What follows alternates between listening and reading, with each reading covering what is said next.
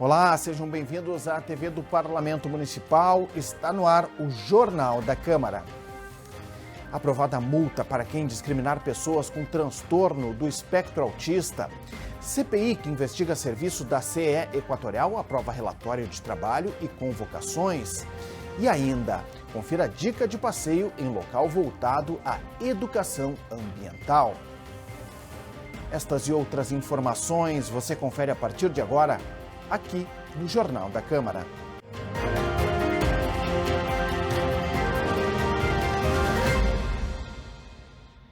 2024 é ano de ir às urnas para escolher prefeitos e vereadores. E o TSE aprovou restrições para o uso da inteligência artificial na campanha eleitoral. Para ampliarmos as informações, recebemos na abertura do Jornal da Câmara de hoje o secretário judiciário do TRE-RS, Rogério de Vargas. Secretário, seja muito bem-vindo aqui ao Jornal da Câmara. Muito obrigado pela presença. Tudo bem? Tudo bem. É um prazer estar aqui com vocês. Um ano de muito trabalho, né, secretário? Começando aí, se organizando para esse trabalho árduo que vai ser, né? Exato, a eleição municipal é sempre a eleição mais trabalhosa que nós temos um número grande de candidatos em todo o estado, então o TRE está se organizando, como sempre, para entregar à população brasileira uma eleição íntegra, tranquila e segura. Certo. É uma eleição mais trabalhosa, né, secretário? É uma eleição mais trabalhosa, nós temos um número de candidatos muito maior do que nós temos numa eleição nacional, numa eleição geral, e nós temos também uma eleição com uma característica que é uma eleição bastante aguerrida, disputada, porque é nas cidades que a população vive, então os interesses diretos são atendidos pelo prefeito, pelos vereadores, então é uma eleição mais disputada, em que a gente sabe que os ânimos são mais acirrados, né? Mas estamos preparados para entregar mais uma vez um processo eleitoral tranquilo. Perfeito. Sobre o uso dessa tecnologia, né, secretário, da inteligência artificial, ela não está proibida, né, mas há algumas restrições que precisam ser respeitadas, né? Por exemplo, digamos. Exatamente. A última resolução da propaganda, julgada terça-feira pelo Tribunal Superior Eleitoral, na verdade, ele permitiu a utilização da inteligência artificial, exatamente com restrições e com vedações. O uso da inteligência artificial é lícito desde que, sempre que utilizada de forma lícita para fazer propaganda de uma forma propositiva, haja uma identificação, uma rotulagem expressa que aquela propaganda está utilizando inteligência artificial.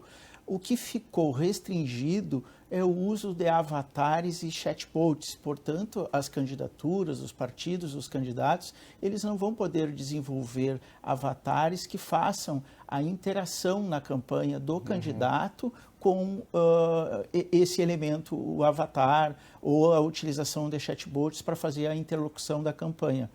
Avatar seria um personagem eletrônico ali, um personagem eletrônico, exatamente. E o que ficou absolutamente vedado é o uso da deepfake, que é aquele recurso eletrônico em que se coloca a voz de uma pessoa dizendo no corpo de outra, na imagem de outra, dizendo coisas que aquela pessoa não disse ou estando presente em situações que ela não fez.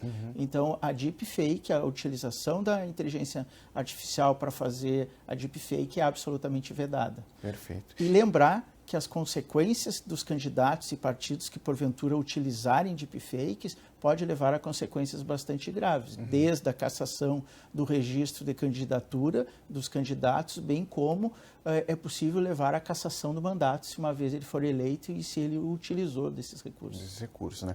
Quer dizer, a inteligência artificial, ela pode, desde que tenha o aviso, né, o eleitor seja avisado de que aquele material foi feito a partir da inteligência artificial, mas a deepfake completamente proibida, né? Completamente vedada, até porque a deepfake normalmente ela é utilizada para disseminar discursos de ódio, discursos homofóbicos, situações news, caluniosas, desinformação. O ministro Alexandre Moraes até utilizou uma expressão bastante feliz, que a deepfake, na verdade, veio para anabolizar a desinformação, né? Porque ela coloca uma situação muito próxima do real, tornando muito mais difícil a identificação da mentira. E é um elemento que ele realmente confunde as pessoas, né, secretário? Porque a tecnologia que ali é empregada, se a gente não conhecer, não tiver a informação verdadeira, passa muitas vezes, né, por alguém que está fazendo aquilo ali dizendo uma inverdade, né? Porque a tecnologia ela é muito avançada nesse sentido, né? Exato. Os softwares hoje que é possível fazer o uso da inteligência artificial, eles são capazes de reproduzir a voz de uma pessoa com um discurso, com uma fala que ela nunca fez, de uma forma muito próxima da realidade, dificultando e muito. Se dificulta os experts, imagina a população em geral que não é tão afeita ao uso de tecnologia. Tanto a imagem quanto o som, por meio da inteligência artificial, ela faz um cenário quase real, embora sendo uma mentira, parece ser quase real. Quase real, né? Secretário, como é que vai se dar esse processo de fiscalização, né, do uso dessas tecnologias? E como é que o TSE, o TRE, né, vai atuar nesse sentido? Olha, a Justiça Eleitoral, desde a eleição de 2018, passando pela eleição de 2020 e 2022, ela vem desenvolvendo expertise, e não só a Justiça Eleitoral, a Polícia Federal também, que é a Polícia Judiciária da Justiça Eleitoral, viemos qualificando servidores, juízes também. Ela tem já um manancial de conhecimento para a atuação. Mas eu acho que o grande avanço também possível, que vai facilitar a fiscalização pela Justiça Eleitoral, não só a fiscalização, como a repressão também, é o avanço na legislação propiciada por essa última resolução. A resolução prevê a possibilidade da retirada, da imediata retirada dessa propaganda, seja nas plataformas digitais. Ela traz uma responsabilidade solidária às plataformas digitais, às redes sociais, no sentido de que, uma vez comunicada, ela tem a responsabilidade da retirada imediata, senão ela passa a ser solidariamente responsável pelaquela desinformação. Isso, então, é um conjunto de situações que permite a gente ter um determinado otimismo de que a resposta a esses ilícitos eleitorais terá uma grande efetividade. Agora, o papel do eleitor também vai ser fundamental, né, secretário? Nesse sentido de buscar essa orientação e de fazer esse tipo de fiscalização também, né? A gente conta exatamente com a consciência, com a educação digital do eleitor, e não só do eleitor, a gente também conta com todos os candidatos. A esmagadora maioria dos candidatos que participam do processo eleitoral, eles são cumpridores da legislação. Então, eles têm todo o interesse que todos cumpram a legislação, porque senão gera uma vantagem desigual a quem não cumpre, frente àqueles que cumprem. Então, os demais candidatos são também grandes interessados na fiscalização, assim como os partidos políticos, e nós contamos sempre com a eficiência do Ministério Público na fiscalização. Então, acho que é um conjunto de situações que viabiliza que a gente tenha um otimismo que, sabemos, é uma demanda mundial, é uma questão da modernidade, que não é enfrentado apenas pelo Brasil, mas o Brasil deu um grande passo com essa resolução e tem hoje um dos normativos mais modernos do mundo. O senhor citou aqui, secretário, essa questão da responsabilização das plataformas, né, do compartilhamento de informações falsas, né, e com a retirada posterior, né, em seguida do que for identificado ali em termos de fake news, enfim, e outros tipos de postagens, né, racismo, né, homofobia. Essa resolução, essa regra que ela vem suprir uma lacuna legislativa, no caso, daqui a pouco, né, secretário? Porque não há uma legislação que traga essa questão mais efetivamente como está sendo proposta agora, né? Exatamente.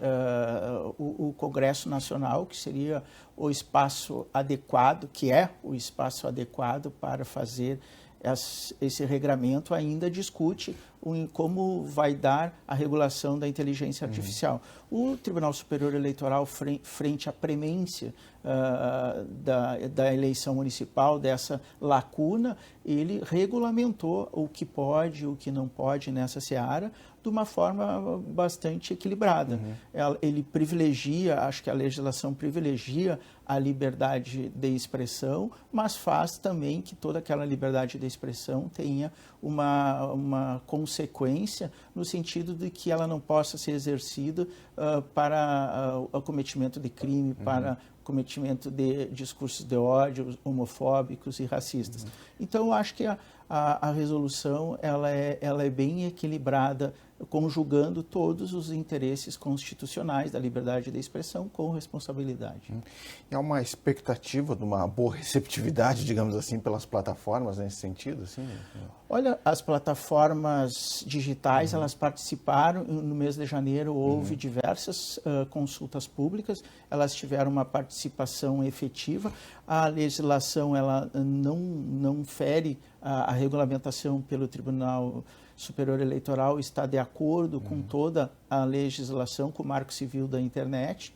Então, nós temos certeza que haverá e há um interesse das redes sociais também em participar de um processo eleitoral íntegro e que privilegie as propostas que são o que vai mudar a vida das pessoas e não a proliferação de discursos que não acrescentam e só dividem a população brasileira. O senhor já trouxe aqui, né, um dos argumentos, ou o principal argumento, né, que é utilizado quando se trata dessa questão das redes sociais, né, quando são colocadas algumas regras, né, que precisam ser cumpridas para a lisura do pleito, né?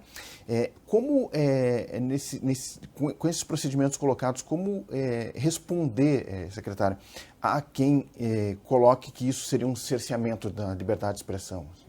Olha, não é um cerceamento da liberdade de expressão. A liberdade de expressão é um direito constitucional garantido e está absolutamente preservado. Mas só que tem que ser ponderado que a liberdade de expressão não é o direito de agredir, de proferir discursos que ofendam, que imputem crimes a determinadas pessoas ou que as diminuam.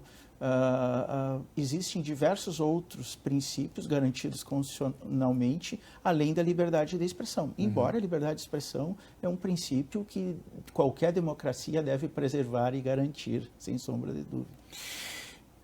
Algumas outras questões em relação à internet, secretário. Por exemplo, lives, elas podem ser feitas? Como é que o tribunal está tratando isso também? A live agora ficou determinada, ela já era utilizada, mas não havia um regramento. A live foi regrada nessa resolução e foi dado a ela o caráter de ato de campanha eleitoral. Portanto, ela pode ser feita, mas ela não pode, por exemplo, ser retransmitida em canais de pessoas jurídicas, porque não é possível a propaganda eleitoral por meio de pessoa jurídica. Então, ela pode ser realizada, as candidaturas poderão, mas ela tem um cunho de campanha eleitoral. Então, ela fica submetida a todo o regramento da legislação eleitoral. Certo. Nos últimos tempos, ou especialmente na última campanha, né, a gente teve um processo, né, de tentativa de desqualificar, né, a forma, né, a transparência de como o TSE e o TRE tratam as questões e a forma de votação, né? Como é que o TSE também se prepara, né, para daqui a pouco também se jogar isso no debate, né, da campanha eleitoral, né?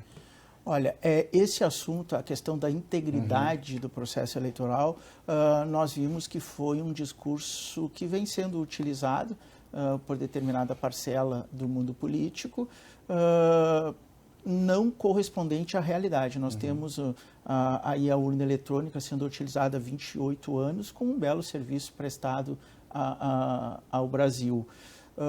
Nós temos a integridade eleitoral, um dos mais caros princípios da democracia brasileira, e a legislação estabelece uma série de regramentos e o ataque à integridade ou o ataque à democracia é um ilícito eleitoral que também pode ser severamente apenado, inclusive com a perda de mandato. do parlamentar que utilize o discurso desvinculado da realidade, da não integridade do processo eleitoral, tanto da urna eletrônica quanto do sistema de apuração, de transmissão de dados, porque não é possível fazer um ataque desvinculado da realidade, sem comprovação nenhuma. Então, a legislação prevê a novos institutos nesta mesma propaganda que estabelece que, uma vez utilizando esse discurso, o candidato pode vir a sofrer um processo por abuso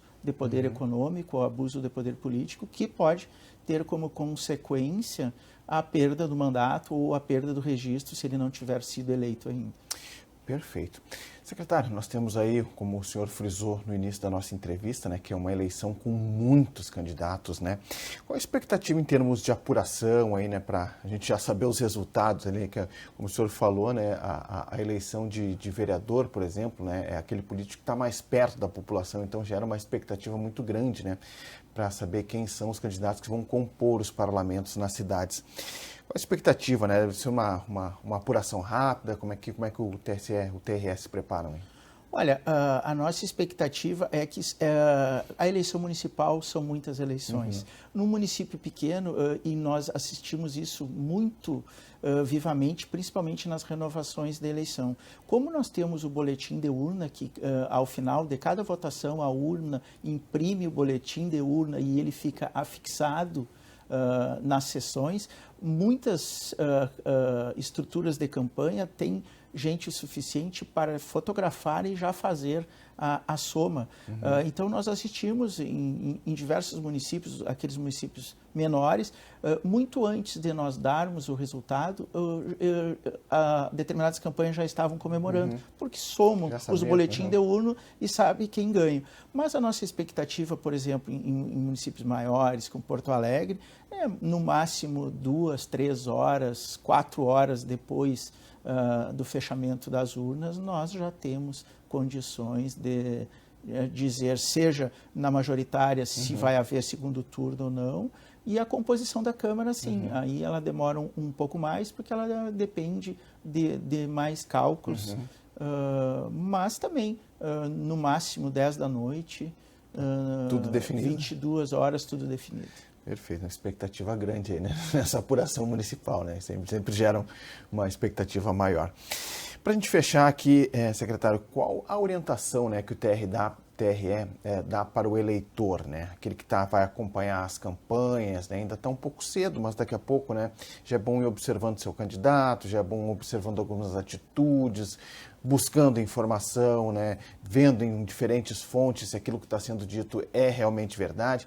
Orientações nesse sentido para que o eleitor chegue preparado aí no dia da votação. Olha, eu acho que para o eleitor, uma primeira, antes, super importante que o senhor disse, da consciência política, da consciência digital, de verificar, de não reproduzir, de ver se determinadas postagens que são feitas na rede social, elas correspondem à realidade ou elas são fruto do uso da inteligência artificial, se elas propagam desinformação.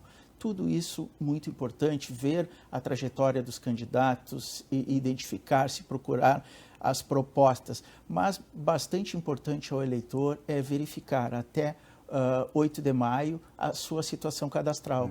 Muito importante ele verificar se ele, porventura, ele não tem alguma multa, se porventura ele não deixou de justificar a eleição que possa vir a prejudicar o seu direito de votar. Então, é importante, porque a partir de 8 de maio o cadastro fecha.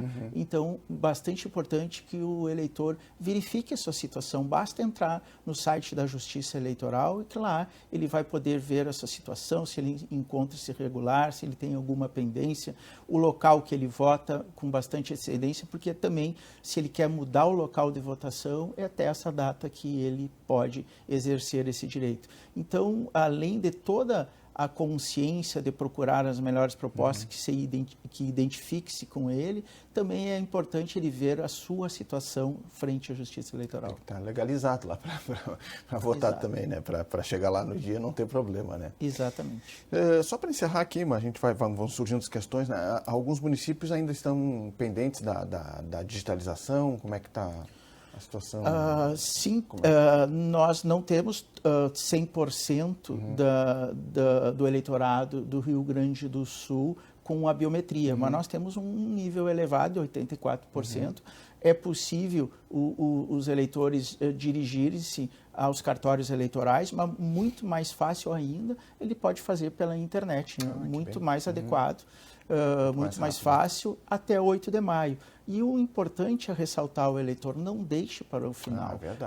Nós estamos ainda com um movimento razoavelmente baixo, estamos com uma capacidade de atendimento bastante alta. Quanto mais próximo do fechamento do cadastro, maiores são as possibilidades da formação de fila e da demora do atendimento, porque aqueles eleitores que, por exemplo, que vão fazer o seu primeiro título, necessariamente terão que fazer a biometria. Outros tantos eleitores, nós temos convênios com o IGP, com o Detran, nós já recepcionamos a biometria feita por esses órgãos. Então, muitos nem precisarão da coleta biométrica. Perfeito. Quero agradecer muitíssimo a presença aqui no Jornal da Câmara de hoje do secretário judiciário do Tribunal Regional Eleitoral do Rio Grande do Sul, Rogério de Vargas, que essa seja a primeira, né, de tantas entrevistas que a gente pretende fazer com o senhor e com o próprio TRE, aqui, uma representação do TRE, para a gente ir esclarecendo aos pouquinhos, né, que é um ano muito importante, um ano de eleição, um ano de eleição municipal, para que a gente possa também fornecer aos eleitores os subsídios, né, para que eles possam votar com segurança, com informação, sabendo o que realmente é de fato, né, nessa corrida eleitoral. Agradecer muito ao senhor e desejar que seja um ano de bastante trabalho, evidentemente, né, mas de muito sucesso para o TRE, porque o sucesso do TRE e do TSE é o sucesso da nossa democracia. Muito obrigado, um ótimo trabalho para o senhor. Obrigado à Justiça Eleitoral, que agradece a oportunidade de vir prestar esses esclarecimentos. Muito bem. Seguimos agora com informações do Parlamento Municipal. A Câmara aprovou o projeto do Legislativo que estabelece a aplicação de multa para quem discriminar pessoas com transtorno do espectro autista. Conforme o projeto, sanções administrativas poderão ser aplicadas a pessoas físicas, jurídicas e agentes públicos que cometerem atos discriminatórios contra autistas. Para o vereador Cláudio Janta, do Solidariedade, autor da matéria, a proposta busca combater a intolerância e o preconceito. As multas podem variar de R$ 1.100 a R$ 2.200. A semana no Legislativo da capital também foi marcada pela segunda reunião da CPI, que investiga o serviço prestado pela CE Equatorial. O plano de trabalho da CPI, elaborado pela relatora vereadora comandante Nádia, do PP, foi aprovado com unanimidade. Fica determinado que os depoimentos e interrogatórios devem ocorrer entre os dias 7 de março e 25 de abril. Em maio, as evidências devem ser analisadas para a elaboração do relatório final. Estamos trabalhando de forma muito justa, né? Muito correta, muito focada na solução de um problema que é muito grave para a nossa cidade, né? E que nós precisamos mostrar para as pessoas que o papel da CPI ele é realmente investigatório, realmente para que a gente possa chegar ao final dessa CPI com um resultado positivo para a cidade de Porto Alegre. No encontro foram aprovados 8 requerimentos. 2 deles, de autoria do vereador Roberto Robaina, do PSOL, convocam acionistas da CE para os interrogatórios. Daniel Dantas, fundador da Opportunity, e o representante brasileiro do fundo BlackRock. Então eles têm representante no Brasil, eles têm que falar, não adianta só se chamar diretores. Os diretores são funcionários desses grandes acionistas que controlam a Equatorial, que é o grupo que controla a nossa companhia de energia aqui, que hoje está fazendo esse péssimo serviço no Rio Grande do Sul. Outros requerimentos envolvem o convite do promotor de justiça Felipe Teixeira Neto para acompanhar as reuniões da comissão e a convocação do superintendente técnico da CE, Sérgio Luiz Valinho, como testemunha. A CPI ainda aprovou a solicitação de documentos. Nós estamos pedindo uma lista completa das ações e dos problemas ligados à Justiça do Trabalho, porque a CE Equatorial tem uma política terrível contra os seus trabalhadores. Nós temos trabalhadores que sofrem péssimas condições de trabalho e a Justiça do Trabalho tem visto isso. Nós queremos que essa situação melhore, para que o serviço melhore. Também devem ser incluídos no inquérito a cópia da defesa da CE, que contesta multas impostas pela Agergues, e os contratos de podas de árvore na capital junto à Secretaria Municipal de Serviços Urbanos. Representantes da pasta devem ser ouvidos na próxima quinta-feira, assim como da FEPAM e da Secretaria do Meio Ambiente. O presidente da Câmara, vereador Mauro Pinheiro, do PL, recebeu nesta semana a visita de um político europeu.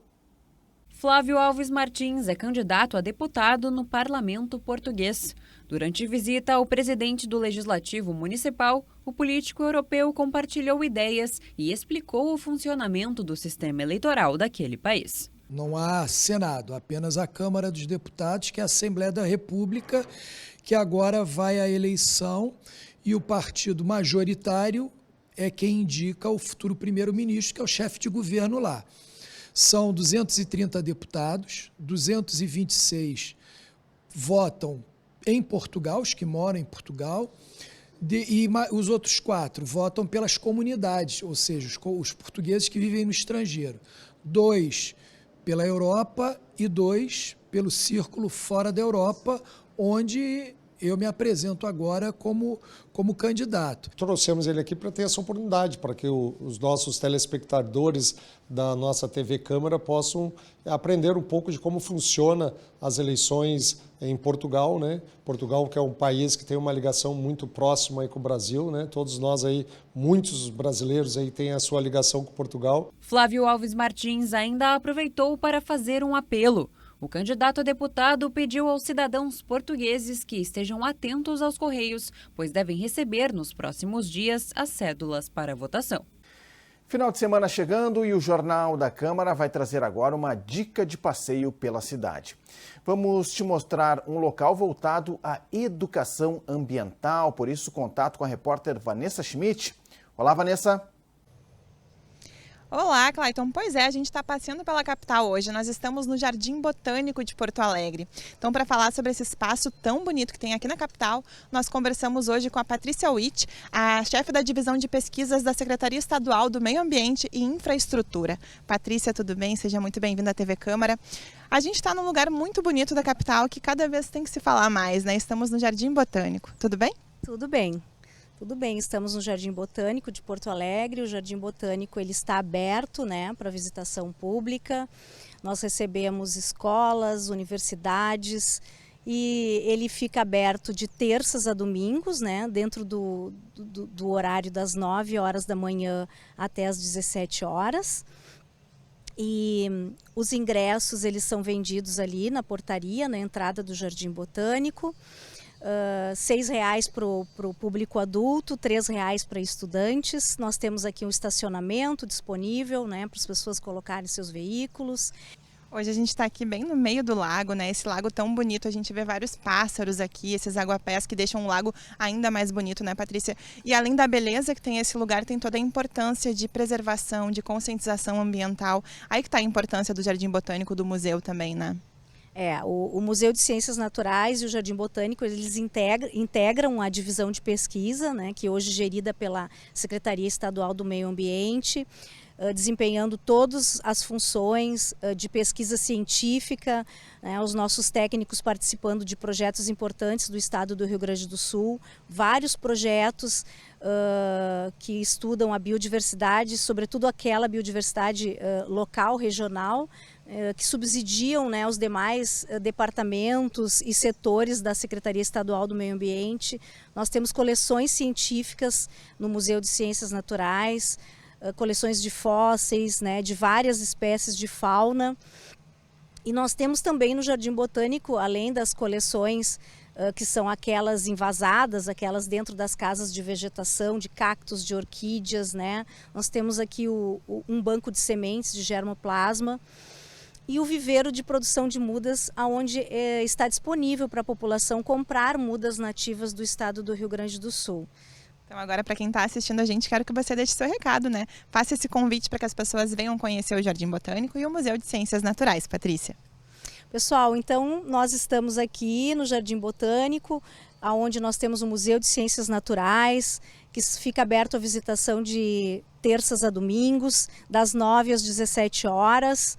Nós temos aqui recantos bem bacanas para fazer um piquenique, para trazer a família, para as crianças brincarem. Nós temos áreas bem sombreadas, bem agradáveis, e nós fazemos esse convite. Venha nos visitar aqui e passar um dia agradável no Jardim Botânico de Porto Alegre. Patrícia, muito obrigada por conversar conosco. Parabéns pelo trabalho. Obrigada. Então essa foi a Patrícia conversando conosco a respeito do Jardim Botânico e também do Museu de Ciências Naturais. Então fica o convite da Patrícia, vale muito a pena conhecer esse lugar aqui da capital. Clayton, volta ao estúdio com você. Muito obrigado, Vanessa. Ótima dica, né, de passeio aí pelo final de semana. O Jornal da Câmara de hoje fica por aqui. Confira mais informações do Legislativo no site da Câmara de Vereadores de Porto Alegre. Acesse também as redes sociais da TV Câmara. Muito obrigado pela sua audiência. Você já sabe, a gente se encontra na próxima edição. Até lá!